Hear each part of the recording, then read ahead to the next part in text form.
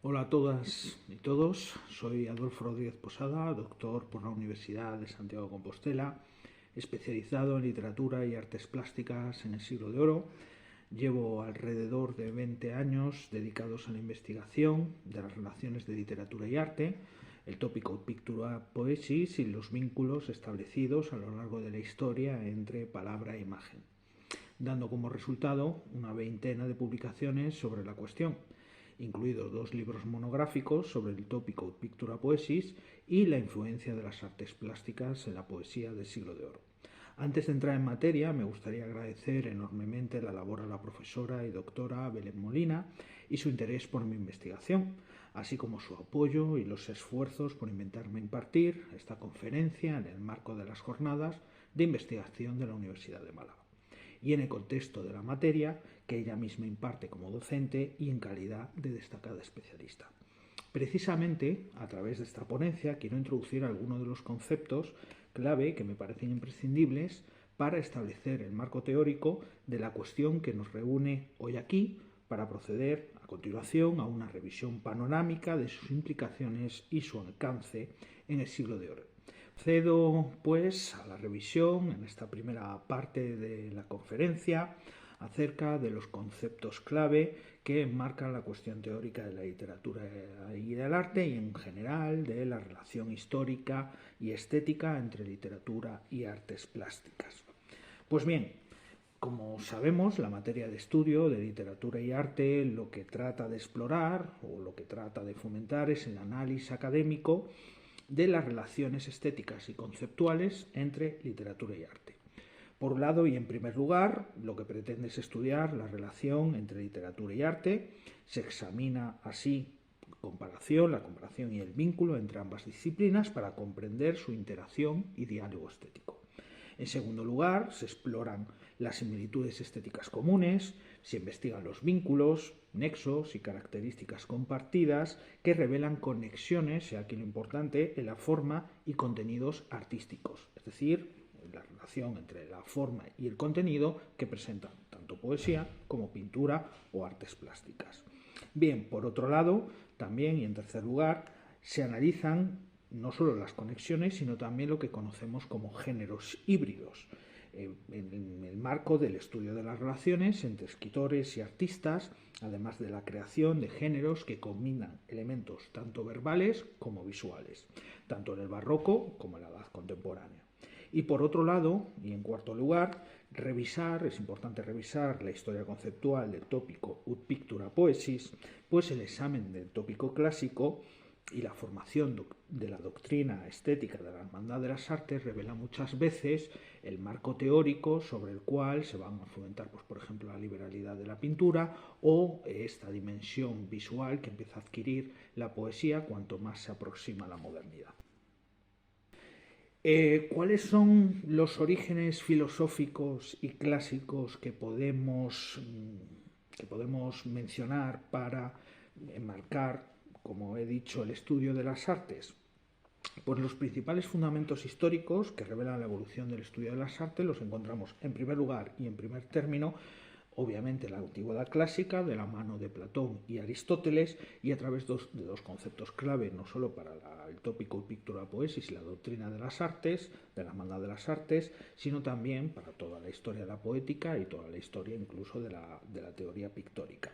Platón, como sabemos, introduce la mímesis como base de la creación artística, mientras que Aristóteles compara la literatura, pero más en concreto el teatro, y la pintura, destacando el componente visual del teatro, la imagen como opsis, caracterizada como opsis, como vínculo de las creaciones miméticas o figurativas.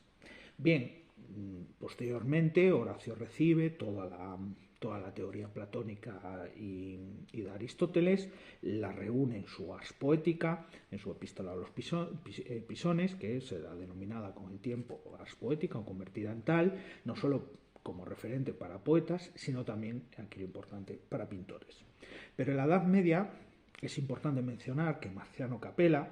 y Casiodoro establecen el sistema, o fundamentan el sistema del trivium y el quadrivium, un marco didáctico que configura la comprensión de las artes, de las ciencias, de las técnicas, desde el medievo hasta la Edad Moderna. Dentro de este sistema de las artes liberales ya veremos que quedarán fuera artesanías como son consideradas hasta el Renacimiento, como la pintura o la escultura. Bien, ya en el Renacimiento, a partir del siglo XV, el 400 y el XVI, el 500, se produce la verdadera separación entre filología y artes plásticas tal cual la entendemos hoy en día. Surge la división entre filología y tratados sobre artes del diseño con figuras clave como Battista Alberti, Leonardo da Vinci, Benedetto Barchi o el propio Giorgio Vasari.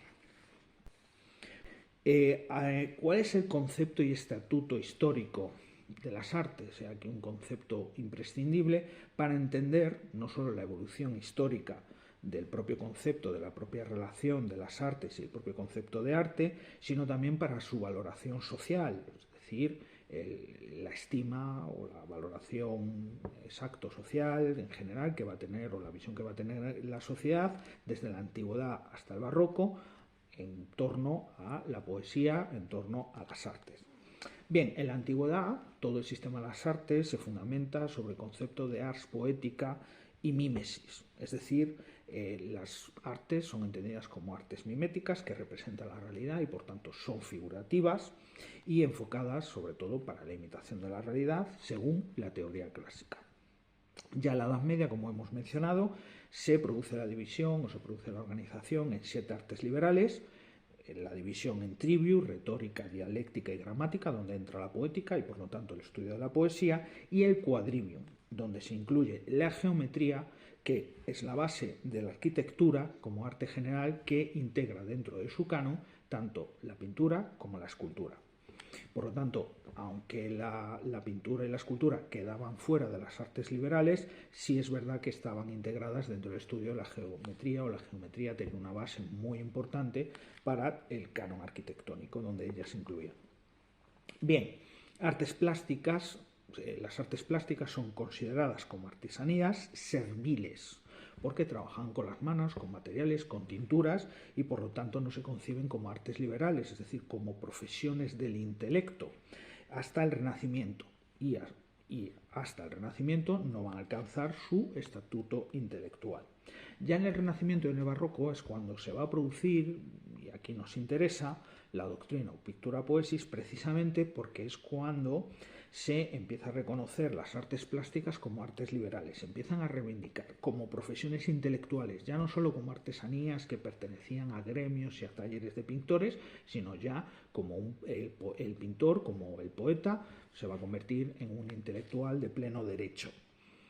Y a partir de este punto, sobre todo a partir de Giorgio Vasari, de los pleitos que se producen en España en defensa de los pintores para que no paguen esa contribución al fisco como técnicas, como artesanías, se produce la transformación social del artista, que bien ha estudiado fabulosamente Julián Gallego, y donde se produce el cambio, como él dice, o ha quedado célebre su lema, de la condición del pintor o su transformación del pintor y del escultor de artesano a artista, reflejando el nuevo estatus social que, por ejemplo, en Lope se verá muy claro esta evolución y de ahí su importancia para el estudio de las relaciones de poesía y pintura. Bien, ¿cuál es la importancia, por lo tanto, histórica del tópico ut pictura poesis en el estudio de la relación de arte y poesía a lo largo de los siglos? Pues es bastante decisiva por varios motivos. En primer lugar, en la antigüedad tenemos que tener en cuenta que existe una ausencia total, o se produce una ausencia total, mejor dicho, de tratados del arte.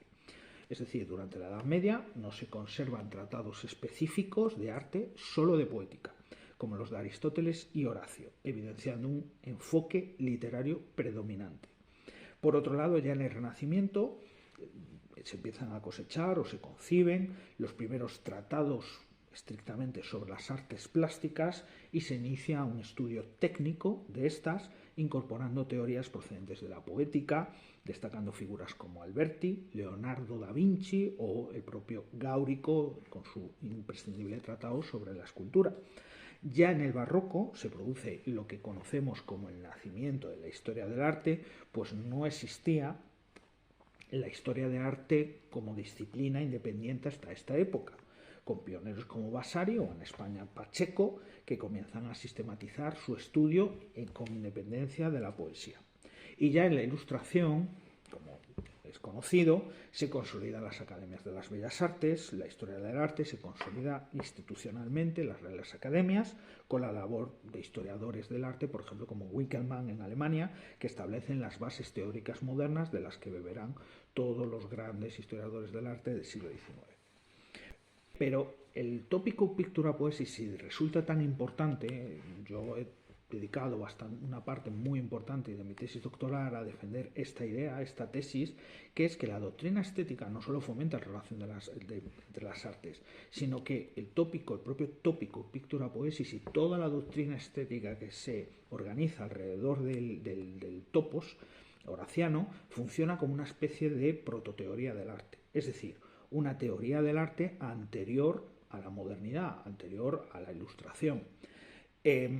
desde la antigüedad e incluso avanzando hasta la posmodernidad. Bien, el tópico Pictura Poesis en la antigüedad queda claro que funciona como una prototeoría del arte mimético, como una teoría del arte mimético anterior a la propia inicio, podríamos decir, de la historia del arte contemporáneo. Desde la antigüedad hasta la edad moderna, el arte se estudia mediante la comparación con la literatura como base. La literatura es la referencia y se compara la pintura con ella. Por ejemplo, en Aristóteles, cuando compara la comedia con la pintura, o en el propio Horacio, cuando dice que la poesía se puede contemplar desde diferentes perspectivas, como la pintura.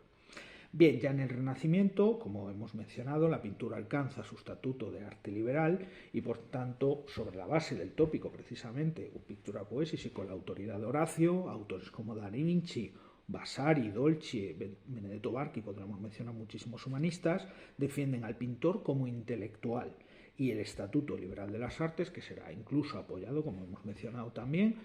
con Lope, Valdivielso y una serie de poetas que van a argumentar a favor de los pintores en diversos pleitos que se producen en la primera mitad del siglo XVII, en el barroco. Bien, ya en la Ilustración, como hemos dicho, aún a pesar de que no existía una historia del arte como tal, es verdad que ya empezamos a encontrar los primeros tratados, e historiadores como Winckelmann y sobre todo estetas como Lessing consolidan el estudio autónomo de la historia del arte. En el caso de Lessing es providencial, dado que en su Laoconte hace una clara abogacía o aboga por la separación de los estudios de literatura y pintura, y habla de los excesos que se cometen durante el siglo XVI, XVII y XVIII y todo lo que ello conlleva, y los peligros de mezclar, pues por así decirlo de forma vulgar, churras con merinas. Bien, ya en la modernidad, aunque el tópico Pictura Poesis queda un poco tocado, en este sentido pierde relieve a finales del XIX, aunque los impresionistas y a través de los salones del XIX, como por ejemplo con Baudelaire, y el impresionismo sí tiene cierto relieve, realmente es ya la modernidad, y a través de este nuevo concepto que surge y que exploran los vanguardistas, que tiene que ver, ya en el barroco se había explorado también, tiene que ver con la hibridación de las artes. Es decir, la primera vanguardia, hay que tenerlo en cuenta, impulsa las artes híbridas, como la poesía visual, por ejemplo Apollinaire con sus caligramas, el dadaísmo de Duchamp con los libros de arte, donde se mezcla literatura, y la literatura se convierte en un objeto, o la pintura se aproxima a la literatura de forma ya radical, en el cubismo de Gertrude Stein, donde hay una influencia clara con pintores, y el cubismo influye en su concepción poética, y también en el surrealismo tanto de André Breton como de Magritte. Pensemos en la inclusión de la palabra en cuadros de Magritte, o pensemos también en la inclusión de fotografías en la novela Nadja de Breton, ¿no? Esto ya da paso a la posmodernidad, que empieza a incrementar ya en un contexto imagocéntrico, donde la imagen empieza a ser el centro gracias a los medios visuales, gracias al desarrollo de las tecnologías, y en la segunda vanguardia, la que se puede considerar segunda vanguardia, tanto el arte se empieza a desmaterializar. Pensemos en el telegrama de Rauschenberg, ¿no? Sobre Iris Clerc, que reduce la obra de arte a un mero mensaje en palabras, a una comunicación verbal exclusiva, sin ningún referente visual, y al contrario, la materialización de la literatura como objeto visual, como objeto de arte. Esto se ve claramente, por ejemplo, en los poemóviles de Campos y Julio Plaza, que es un artefacto, se puede buscar en internet, se pueden poner imágenes, en el que la poesía se convierte más en un objeto de arte que en un texto, es un objeto de arte más que un texto. Bien, y ya en el contexto actual, en lo que Bourriaud, ¿no? Nicolas Bourriaud puede denominar o denomina ya altermodernidad, es decir, lo que viene después del post, lo que viene después de la posmodernidad, una vez que la posmodernidad acaba y ya se empieza un nuevo mundo de poscontemporaneidad, como podría también decir los aceleracionistas, donde se produce lo que él destaca actualmente es el predominio de lo visual. Y como dice Rodríguez de la Flor, vivimos en una era, no con estas palabras, pero bueno, él propone el concepto de imagocentrismo, lo imagocéntrico, y vivimos en efecto en una sociedad completamente dominada por la imagen y sobre todo también vivimos rodeados en redes sociales de esta unidad que Mitchell, el gran teórico de la imagen, de la éfrasis, denominaba imagen-texto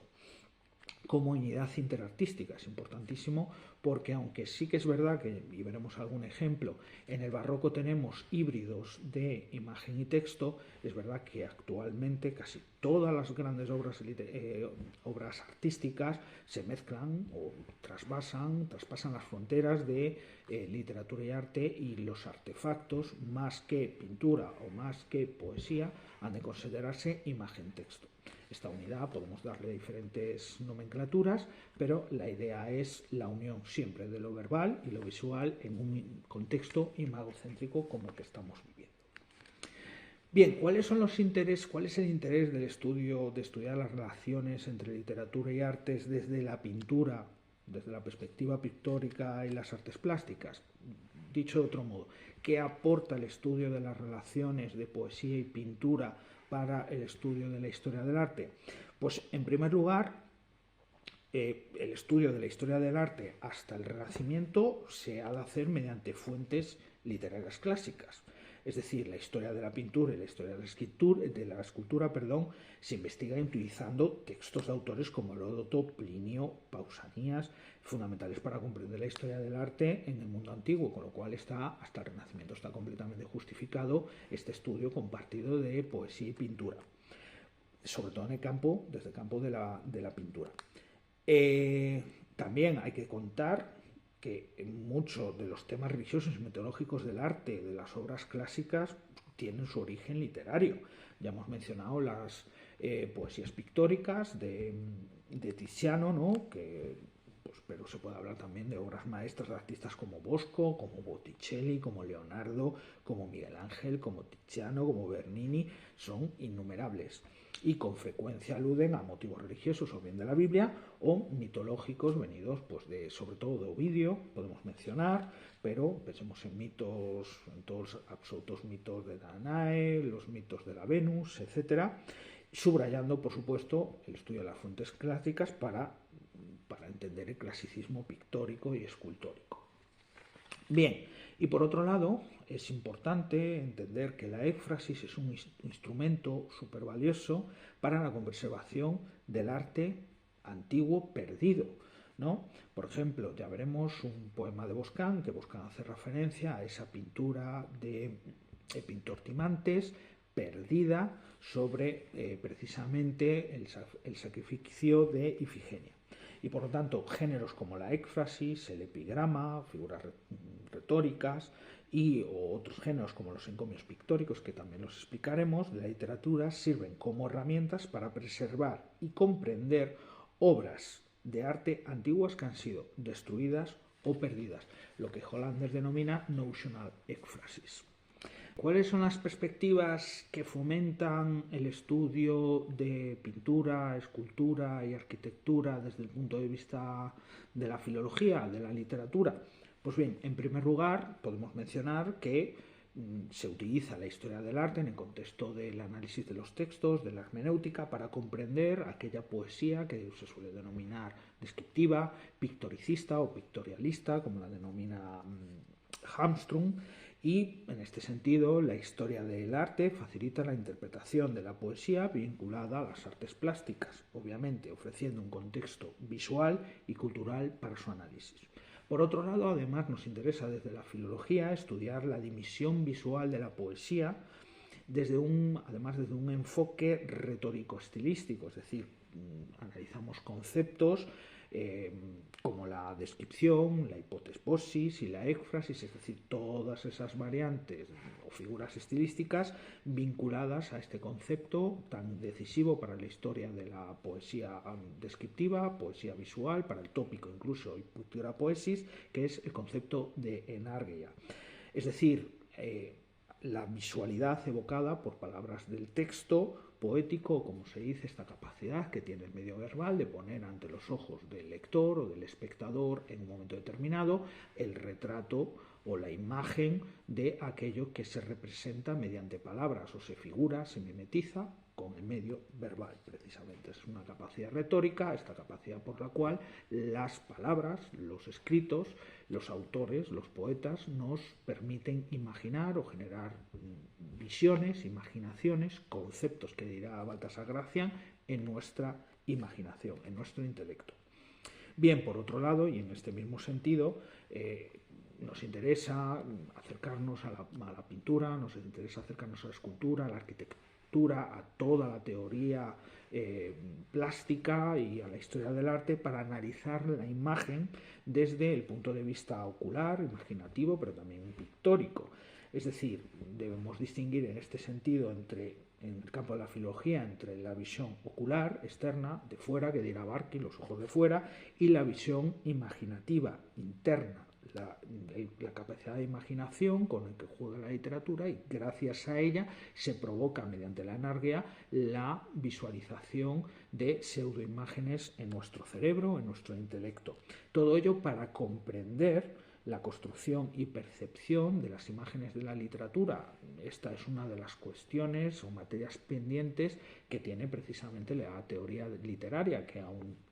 no está resuelta. Pero es verdad que en los últimos años se han hecho bastantes avances al incorporar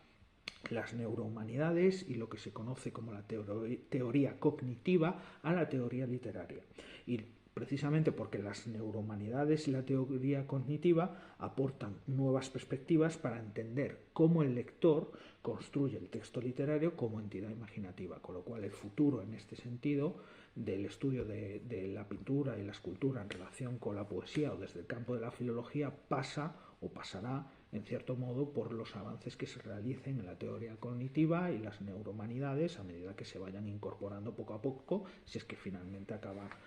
incorporándose del todo como una disciplina paralela o como se consolida dentro de lo que es el corpus filológico. También no quería terminar esta primera parte de la conferencia sin remitirme al origen del estudio de la literatura y arte en España, que me parece fundamental reivindicar a estos autores, cómo se ha producido esta evolución académica en la historia del arte y la filología, pero ya en el contexto de nuestro país, de España.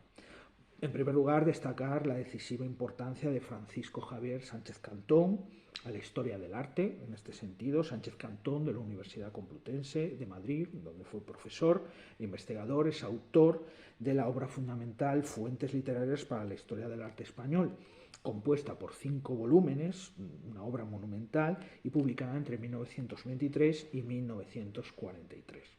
También, por el lado de la filología,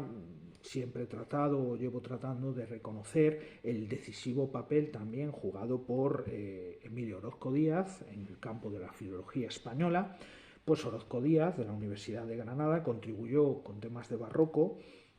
de poesía y pintura, publicada ya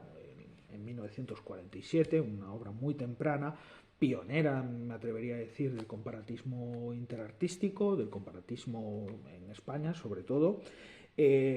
y vinculada al estudio del arte en el campo de la literatura y en relación con la poesía. Es decir, que si Sánchez Cantón estudia las fuentes literarias que mencionábamos, las que se basan los pintores para ilustrar estas escenas mitológicas y religiosas, Orozco Díaz lo que va a hacer es estudiar precisamente cómo la plástica influye y fundamenta obras decisivas para la historia de la literatura, como puede ser Góngora, la poesía de Lope, la poesía mística, para la transición desde el Renacimiento al manierismo, del manierismo al barroco. Para él, el tópico Pictura Poesis es fundamental. Y además, por último, también es importante resaltar la interrelación que se produce entre historia del arte y filología en España, donde ambos campos han estado siempre muy vinculados y han facilitado el desarrollo del estudio comparativo entre literatura y arte. Ya desde el barroco lo tenemos ya en nuestras bases, nuestro sistema artístico-literario, y consolida una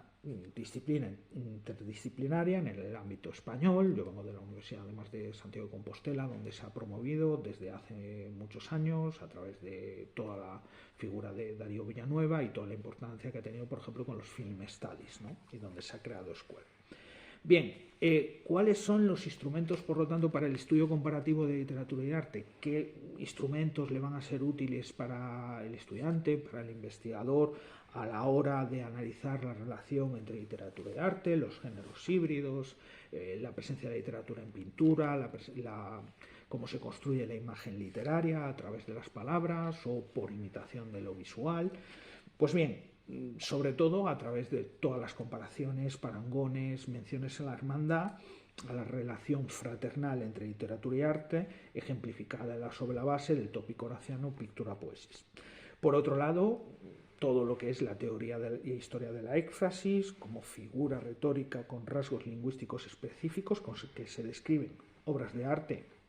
conocidas o perdidas, por un lado para la historia del arte porque sirve como fuente historiográfica, pero para la literatura también porque sirve para explorar este concepto de enargia, de poner ante los ojos del espectador lo descrito, lo retratado, lo representado. Bien, por otro lado, el estilo pictoricista, esto más a lo mejor desde el interés de la filología, es un estilo vinculado precisamente a las figuras de la éfrasis y a la capacidad de la enargeia, que incluye desde verbi videndi, es decir, verbos relacionados con la visión, miró, contempló, vio, observó, muy típicos en las éfrasis, deícticos, pronombres, adverbios, estructuradores, marcadores del discurso, en este sentido también, paralelismos sintácticos estructurales, adjetivos cromáticos, por supuesto, epítetos, que también sirven para potenciar la imagen, metonimias, amplificatio, personificaciones, sinestesias y tecnicismos, sobre todo importante, tecnicismos del arte que los poetas toman precisamente de los tratados de arte o por su relación con pintores o por el gusto de coleccionar, por ejemplo, como le pasaba a Lope, pinturas, o más que coleccionar, pues tenía ese gusto por defender y promocionar el arte pictórico. Bien, como símbolo además de nobleza, que esto lo explica Antonio Sánchez Jiménez en un fabuloso libro sobre Lope, en varios de sus estudios además. Bien, también nos interesan podemos estudiar estas relaciones fraternas entre literatura y arte precisamente a través de los conocidos mitos pictoricistas clásicos. Recordemos el de Pigmalión y Galatea, el de Apeles y Campaspe, con mediación de la figura de Alejandro Magno, Praxíteles y Friné, su modelo Friné, y todas las esculturas que inspira sobre Anaxárate, también Narciso y la imagen, que será muy importante a finales del siglo XIX en la estética, por ejemplo, de Waterhouse, o Orfeo, el mito de Orfeo, que es también interesante por su relación con Eurídice. Recordemos que Eurídice se convierte en escultura, y entre otros de los muchísimos que podríamos mencionar. También lo que se conoce, y ya veremos ahora en la parte más práctica de esta conferencia, o de analítica, o hermenéutica, de tópicos pictoricistas que vamos a encontrar en poesía y que aunque se han explorado, todavía queda mucho trabajo que hacer, sobre todo en el contexto del siglo de oro, en el que yo soy experto. Bien, temas recurrentes como el locus amoenus. No olvidemos que al final es una pintura paisajística con palabras, una pintura verbal de los paisajes. a menos, la descriptiopuela, que no deja de ser un retrato, una figuración en palabras de la imagen de la amada, el superbicoli, que también está conectado con esta visión de la reliquia, la ruina y el pasado de la historia plástica de Roma, de Grecia, etcétera, y de la conservación de la obra de arte, también imprescindible para el campo de la historia del arte y muy interesante, que va a explorar como motivo moral toda la poesía, en especial del siglo de oro, pero también en la contemporánea. Y por otro lado, la Ere Penennius, este tópico también venido de Horacio, en el que se compara la poesía y la plástica, los mármoles o el bronce con la poesía, en función de su duración. Y ahí adopta más que comparación, un rango de parangón. Y por último tendríamos todas las figuras discursivas ya mencionadas asociadas a la energía. Una parte de mi tesis doctoral precisamente, que está inédita y estoy en este año pues intentando editar y por fin sacar a la luz, dado que es muy complejo, es muy teórico y por lo tanto exige un tratamiento, sobre todo por la actualización bibliográfica, que es la diferencia entre la descripción, la hipotiposis y la éfrasis, y que estaría basada, a mi juicio, según yo he defendido en mi tesis doctoral, la descripción como representación objetiva de la realidad, la hipotiposis como una descripción, una representación de la realidad, pero en términos pictoricistas, es decir, como si fuera una obra de arte, concebido esa realidad como si fuera una obra de arte, y la éfrasis, que sería una representación de otra representación, es decir, una representación verbal de una representación visual, tal y como lo define Hefferman, y a diferencia de la hipotiposis, que sería pictoricista, en el caso de la éfrasis sería metarepresentativa. Como digo, es una cuestión compleja, pero estos rasgos, estas figuras nos sirven muchas veces pues para explorar la energía, pero también estos pasajes descriptivos son los que van a ayudar o son los que van a inspirar a pintores como Tiziano. Por ejemplo, los pasajes descriptivos de Ovidio van a inspirar a Tiziano en sus pinturas. ¿Cuáles son los ejemplos de interacciones en literatura y arte que nos podemos encontrar tanto en la cultura más académica y ortodoxa y la cultura pop? Pues, por ejemplo, podemos analizar novelas que integran referencias artísticas, obras como El retrato de Dorian Gray, de Oscar Wilde, o incluso ya más en el contexto del mainstream de hace unos años, El Código da Vinci de Dan Brown, inspirado en las pinturas de Leonardo, por ejemplo, donde se exhiben en ambas, como dos ejemplos de los muchos que podríamos poner, la influencia del arte en la narrativa literaria contemporánea. Además, el cine es una fuente inagotable como recurso, como medio de interacción artística, pues en películas como Utamaru y sus 5 mujeres, de Mizoguchi, donde se explica el mito de las mujeres de Crotona y esta concepción ideal de la mujer a través de la representación de la parte más bella de cada una de las mujeres, de cada uno de los modelos, o por ejemplo el cineasta Peter Greenaway, que es un fanático de la pintura, no solo en el vientre del arquitecto, sino en el contrato de dibujante, que es una película una de las películas donde las artes plásticas tienen un papel protagonista central. En este caso reflejan la relación, este tipo de películas, entre la narrativa cinematográfica y el arte visual como tal. Bien, también se pueden explorar series, que hoy día están muy en boga, ¿no?, que incorporan el arte como tema de cultura pop. Por ejemplo, tenemos en el Ministerio del Tiempo la serie española, ¿no?, donde se representan, pues, por ejemplo, pintores icónicos como Velázquez, un caso, ¿no?, o Las Tortugas Ninja, por citar un ejemplo así un poco extremadamente pop, pero que nos sirve, por ejemplo, a los profesores de secundaria como anclaje para introducir a los alumnos en figuras precisamente como Leonardo, Donatello, Miguel Ángel, Rafael, y hablarles un poquito, y esto nos sirve pues para introducirles a los más pequeños este gusto, este interés por estas figuras literarias a través de la cultura pop. Y también incluso esto también nos sirve, lo podemos ampliar a los videojuegos. Por ejemplo, videojuegos como Resident Evil, donde hay un papel fundamental de los cuadros, sobre todo en las primeras entregas de la saga, de los 90, donde casi todos los puzzles están vinculados con imágenes y están focalizados a través de la ludonarración. Y también, pues, por ejemplo, en Assassin's Creed Brotherhood, pues nos vamos a encontrar, pues, por ejemplo, la figura de Leonardo da Vinci. Insisto, esto, pues, desde un punto a lo mejor de vista universitario es más anecdótico, pero sí que nos sirve como ejemplos didácticos que nos pueden valer, pues, por ejemplo, para la secundaria. Por lo tanto, voy a resumir algunos de los rasgos de esta pequeña introducción que hemos visto de la historia de la relación interartística, para entender la historia y evolución del estatuto y el concepto de las artes desde la antigüedad hasta la posmodernidad. Bien, por un lado, como hemos visto, es importante explicar la evolución de las artes y la evolución de su relación desde la mímesis.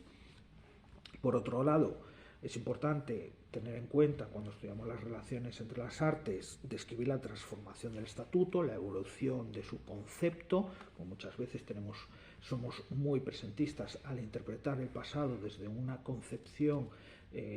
histórica del arte que pertenece al siglo XX y que no es funcional, no es operativa a lo mejor en contextos pasados, en este caso anteriores al Renacimiento.